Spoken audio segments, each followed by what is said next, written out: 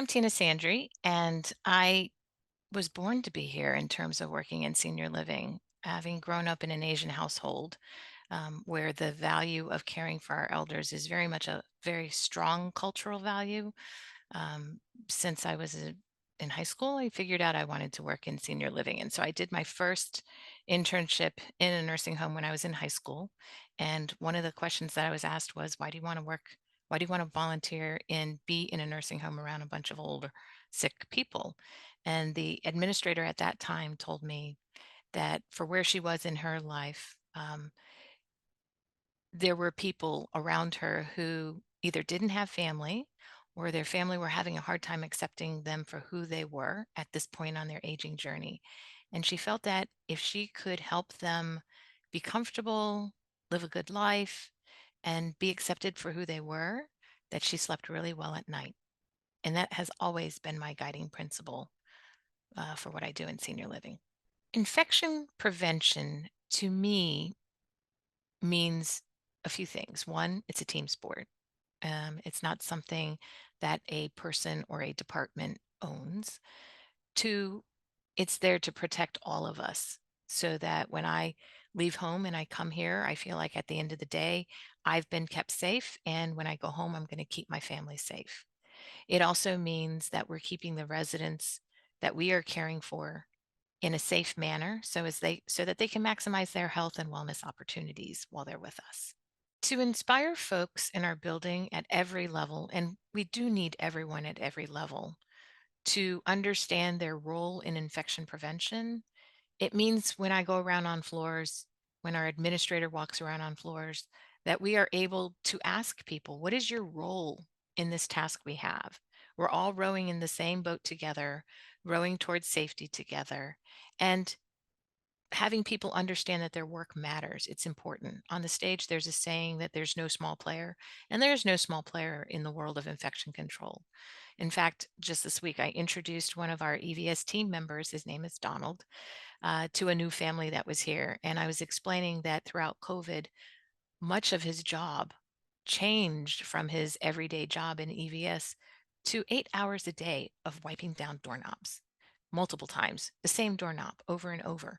But he understood really well what his role was and how his actions were helping to keep us all safe.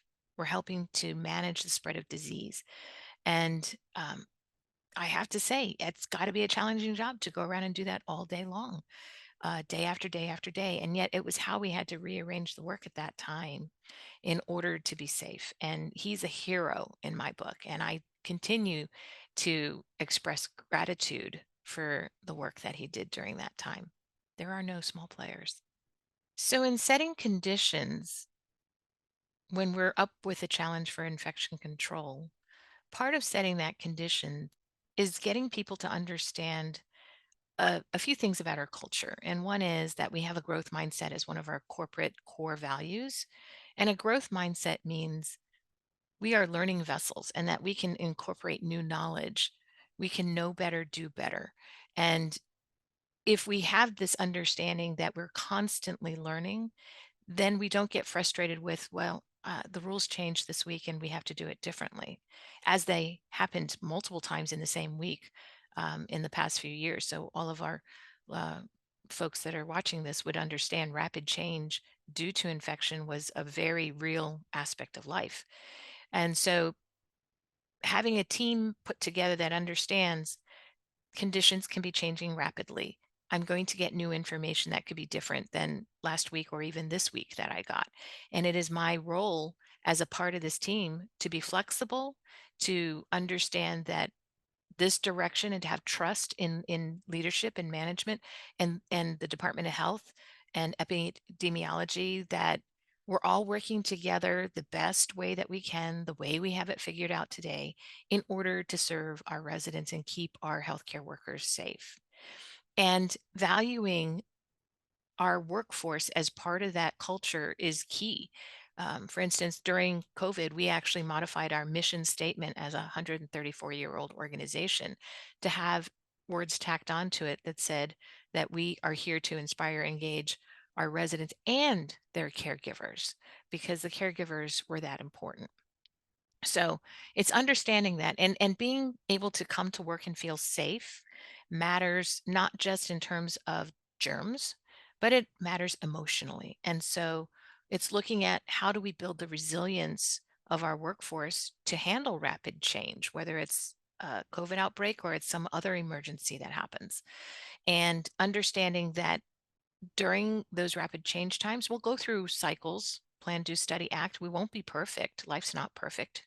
No family is perfect, but it's how you come to that conflict, that opportunity, that learning moment, with what kind of mindset and attitudes you have. If you come to it with a positive attitude, we can all work together. And that's what we want to mirror as a leadership team with our workforce. And that's when we want to listen to our workforce for their ideas, that everyone matters in that regard.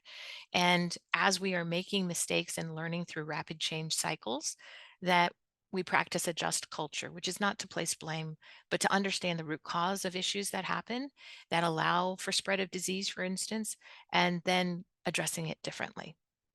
Just culture is creating a culture within our environment, our workspace, our communities that allow us to be human in some ways, right? We are not perfect human beings.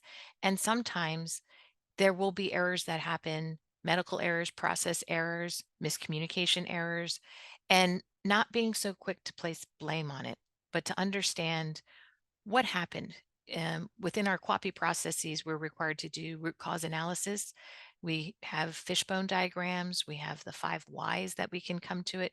And in conversations, when we're emotionally charged, there's a communications method book that talks about crucial conversations and how you do that. So when we talk about a just culture, we're not blaming someone for their tone of voice. We're not blaming them for necessarily what happened in an instance. We're seeking with a curious nature to understand what happened. And out of that understanding, figure out how we might change the process, how we might change the communication, the resources, um, the methodologies. It could be time of day. A lot of times this is done around resident falls, but applying that same concept to everything that we do allows us to come to communicating with another human being with some level of compassion and curiosity. It's also very consistent with my background in yoga as a certified yoga teacher that we're taught to seek to understand and have this sense of compassion that helps to create a sense of peace and openness for everyone. We share measurements of our infection control through our QAPI process. So, our director of nursing generates reports at every meeting that show we do observations on PPE donning and doffing, that it's been done appropriately. We have mystery watchers that watch for hand washing. We continue to explain that with any cold and flu season, as we are in right now, that hand washing is still your best friend in terms of trying to stay healthy. We make sure that we have adequate supplies placed everywhere for everyone. And those types of metrics are there. Our director of EVS will monitor how heavily the soaps are being used to make sure that we're using soap that our customers are wanting to use. Something as simple as that makes a difference. If the soap is drying out people's skin, they don't want to wash their hands as much. So it's making sure you have the right product to support an environment. I mean, we know this as well, right? If you're going to run cross country, cleats are probably more helpful than other types of shoes. So you want to have the right support systems around so that people feel comfortable practicing their infection control hygiene. To engage our community in our infection prevention, it includes our workforce, but it also includes our visitors, our families, our residents themselves. And we are all taught here that anybody can step in to see something, say something. So if a resident is going down the hallway and their mask isn't quite where it's supposed to be, we'll remind them. If a visitor comes in and they're wearing a mask and it's facing the wrong way, I like to say, show your colors to the world. And we say, the color side of your mask should be facing out, and they're grateful to know that. Um, we put information in our family newsletter with regards to the state of infection control. We have information that's posted in the lobby. We have it on a TV screen. So we have it in multiple ways to digest. An example of a success for us with regards to infection prevention was that last year we applied for a grant and we were given an infection prevention grant. We wanted to increase the COVID vaccine rate because we knew through our root cause analysis that a lot of the infections coming into the building were being brought into the building, very obviously, since our residents weren't out in the community milling around as much. So rather than thinking about protecting traditionally the bubble of the resident, the immediate caregiver, the immediate family around that resident, we wanted to pilot a program that would reach further out to the next layer ringed around the resident, which would be the community, because some of our residents go down the street and go shopping at stores and eating at restaurants. Or it could also be the extended family of our own employees who at their home may have been exposed and then are bringing it into work. So we were able to set up a vaccine clinic and target our families of our employees as well as neighbors in the community. So we worked with the local neighborhood village and we advertised it through a number of villages for particularly under vaccinated groups. That could be elders that didn't have transportation.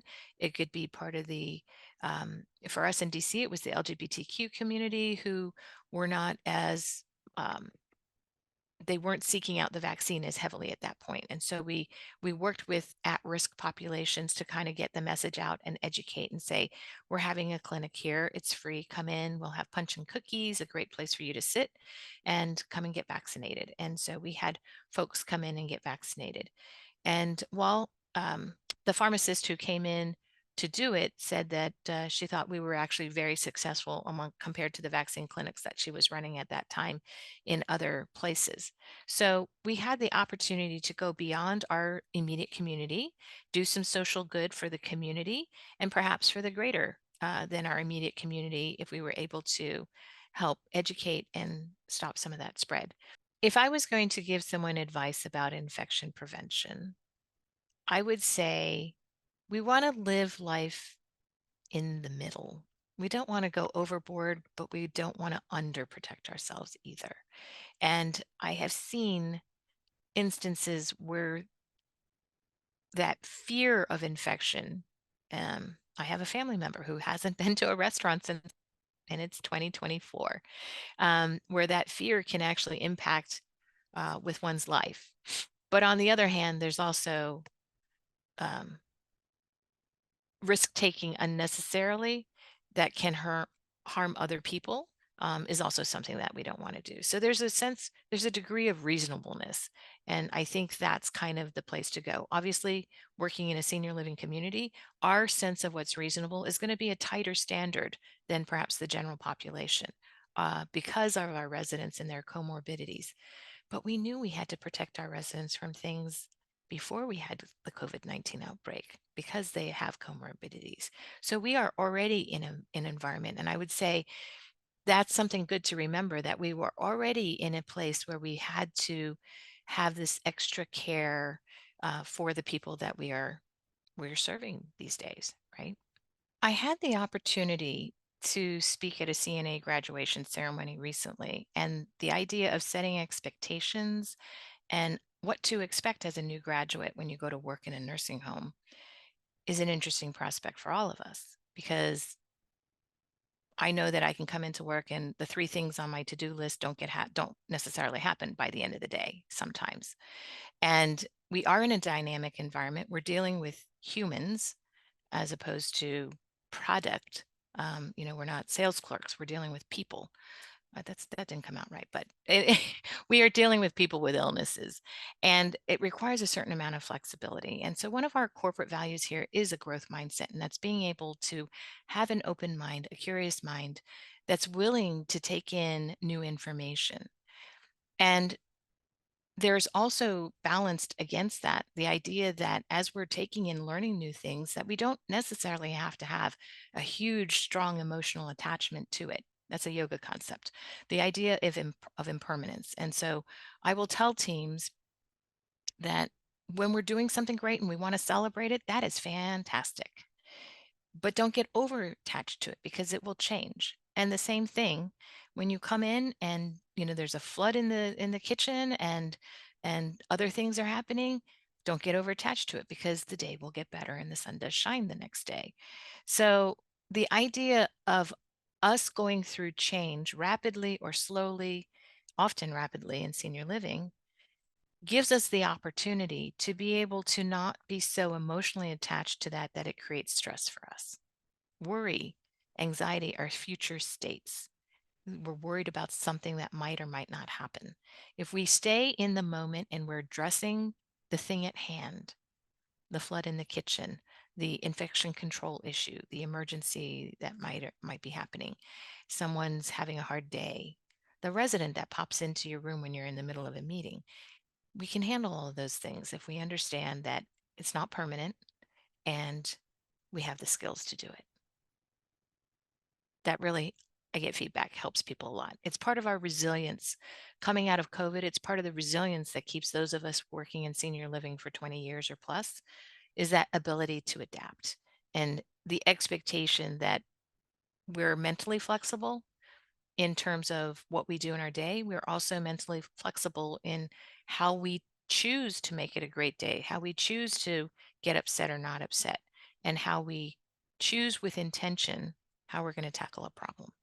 For folks who are feeling challenged about implementing infection prevention, maybe the workforce is burnt out, tired of hearing about regulatory changes, or um, I know the COVID vaccine burnout mentally for staff does not make a lot of one of them want to go get the vaccine, aside from the access issues right now. But I think if we start with compassion and respect, and we listen to our workforce and what their needs are, and we meet them where they are with compassion and respect and in various ways, meaning there are auditory learners, there are tactile learners, there's visual learners. And if we're trying to get a message across, we want to think about the best way. Communication is huge, whether it's policies and procedures or anything else that we want to create change around in our building. Communication is the biggest piece of the battle. And so much of it is nonverbal that it pays to think about the different ways that people digest information. For example, some people like webinars and podcasts. Other people would prefer an email. Some people prefer a face-to-face huddle. Other people would prefer um, seeing this information in a book. So it's getting to know your workforce and understanding how do they like to digest information, creating a culture and an appetite for celebrating and doing something new. We have kind of an innovative open-mindedness to change here. And I do very much set that as an expectation in the building, that we're going to ask people to do more than the regulations require, because to us, that's kind of the fun zone where we can create new and interesting processes and ways to serve our residents. Um, so I think you'll put your own spin on it and understand that I think the first place to start is with respect and compassion for the workforce, to hear their concerns, and then figure out how can we meet in the middle and how can we make incremental little changes that make you more comfortable, feel more secure, make you willing to come out and join our team in this initiative.